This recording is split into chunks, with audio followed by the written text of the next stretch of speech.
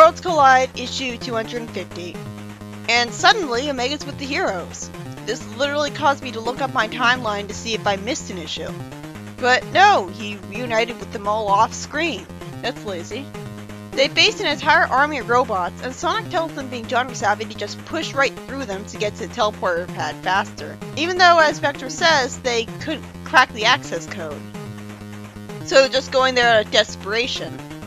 Omega, who's immune to the fire blast, simply blasts back in response, but is not satisfied because they didn't really get to see him knocked down or anything. And Metal Rouge is shooting black wave beams at Knuckles, as Omega says that for some reason Rouge thought he shouldn't have left his post, and reasons that the portal back home will be fine. I guess he was there to guard it from getting magically disintegrated for no reason. Sonic then reminds Shadow that he teleported away in a huff, so it's very convenient that he came back to help the heroes.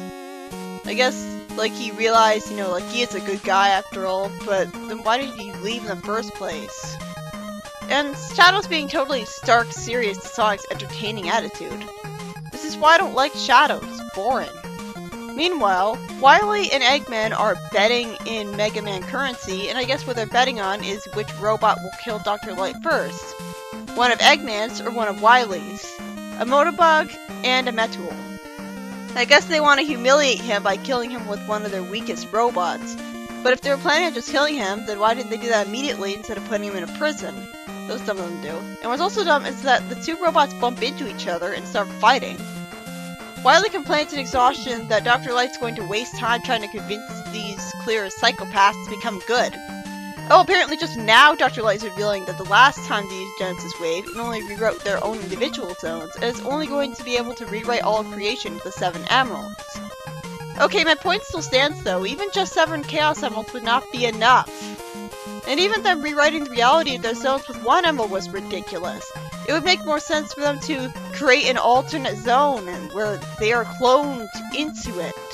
And now that I know that they only rewrote the reality of the Prime and Mega Man zones, it just makes me angry that Flynn thought it was necessary to get the entire multiverse rewritten when we'll only ever be allowed to see the Prime one now anyways. I mean, if it wasn't rewritten, how would you explain dimensional travelers like Scourge not showing up and reminding the Prime zoners of everything?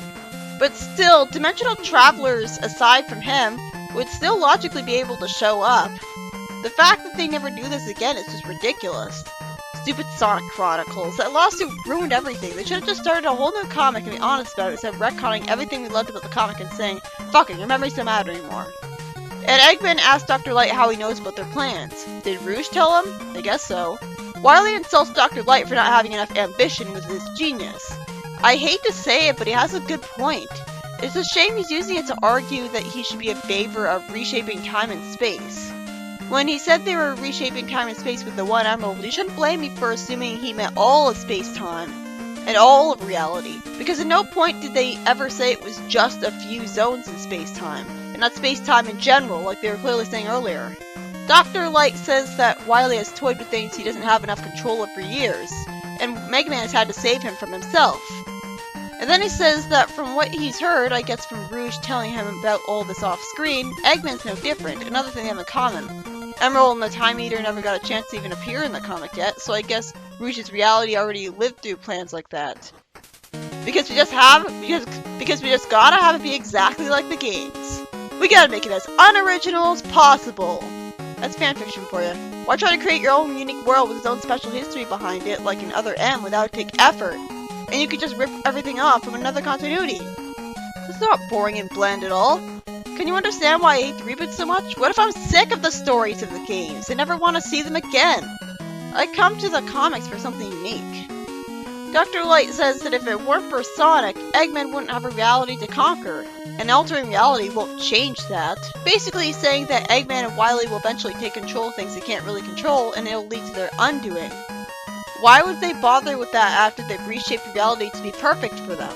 They won't need to make plans like that anymore. Why don't they say that? Maybe they'll keep one zone not perfect to keep having games, but wouldn't that destroy the point of the reshaping reality? Because not every reality is the way they want? Besides, they'd be too focused on fighting heroes in one zone to pay attention to running the rest of the multiverse. After Mega Man says that he's much better at taking on Robot Masters one at a time, Sonic has to save him and then saves Shadow from a robot as well, with them ungratefully saying that he doesn't need his help, and Sonic saying he just likes to steal his fun like a troll. We see Blaze use her fire powers as her dialogue tries to be epic about something we should really take for granted from her. Silver grabs the robot in front of him with telekinesis, as I wonder why he hasn't grabbed way more than just one robot, and why he hasn't already used telekinesis to make it fall apart, and why he hasn't used the telekinesis to completely destroy the entire army at once, because why can't he just do that? He says, "None of you are immune to my power!" Yikes, I can understand why Mammoth Mongol trained him to try to avoid going mad with power, because this is not something I'd expect Silver to say normally, without him already having that theme going on. So who trained him in the reboot? I guess it was still Mammoth Mongol, but we're not allowed to see him anymore. Very predictably, Silver gets hit by a robot from behind that he stupidly didn't telekinesis, and that hit makes him get stopped in time. Instead of immediately killing him since he's helpless, the robot stupidly gets distracted by how much hair he has, being envious of him.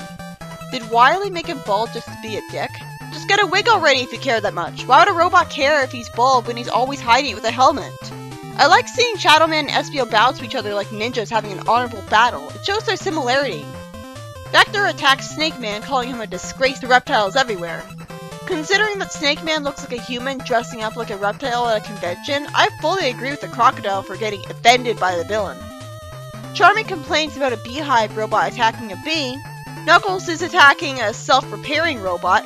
God, this fight is so overwhelming, involving so many people at once, that we only really see one attack by one person, and don't see what happens after that point. So I can't get invested, I feel completely detached from it. I can't get invested in this. What happened to Silver? I don't know. This is a clusterfuck, all this switching between different characters. It's Hedgehog Havoc all over again. It's not like this is a TV show and I can see all of it at once. Tails rescues Amy from Splash Woman, and they get surrounded by flying robots. Sonic is called a coward for running from robots that can somehow all keep up with someone who can run at the speed of sound. How long have they been running? How big is this dimension anyways? How much ground should they have covered by now? Sonic taunts them about how slow they are, and leaves them in the dust with a spin dash, revealing that he was only going slower to troll them here. I guess Sonic took them all out? As Sonic is being carried away by Rouge, Mega Man deroboticizes Rouge with a simple charge shot, without needing to try to figure out which weakness she has. Because that's totally following the rules already established in Issue Go. This story can't keep its story straight for 2 seconds. Also, he gets the Black Wave, with a color scheme like Rouge that makes him look girly as a result. We see Eggman and Wily watching the fight through a screen. It's really boring that Metal Sonic isn't allowed to talk, by the way. I thought with his slight free will, he'd be an actual presence in this crossover, not to mention getting the ability to talk. Instead, I feel like he could have easily not existed here and just had Bass, since he's accompanied by Bass every time. Oh right, he framed Sonic once. He still doesn't talk, like he clearly did in Heroes and Pinball Party. Orbot reveals to Eggman that there's a weak, unauthorized transmission coming from the prison deck. I wish it was Dr. Kindobor, who I almost called Gerald, but no, that would have been interesting. Eggman says he and Metal Sonic can handle it, and Proto Man has a plan, saying that any Robot Master that fails can be time cloned and sent back immediately. Shadow says they need to strike at the doctors now. They're taking credit for what was originally Sonic's idea to begin with. He said that they needed to push through earlier. And I bet Sonic's not even going to realize he stole his idea, because that would have been good writing.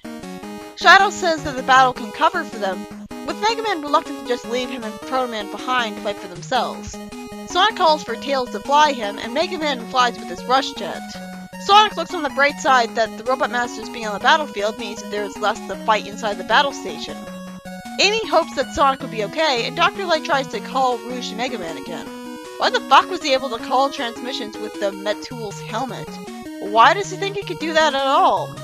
Why would he be able to call his friends with a Metool helmet that should only be wired to call, like, Wily's side?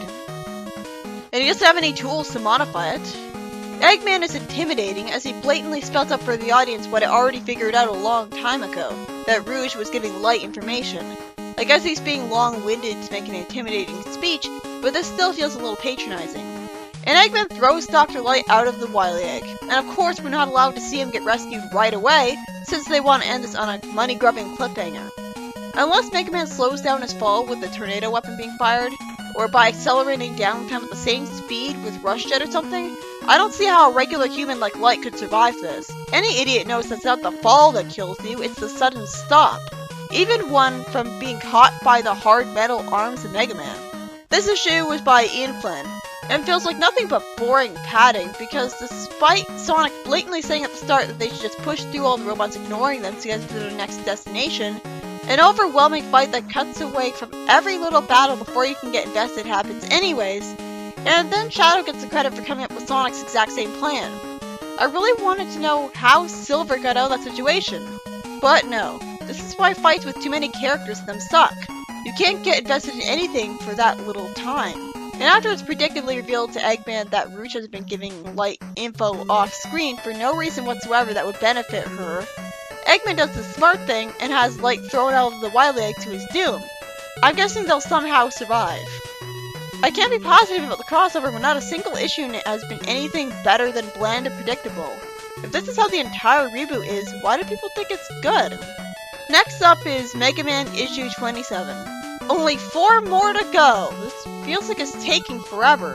I mean, I feel like I'm right at the end, but I'm not.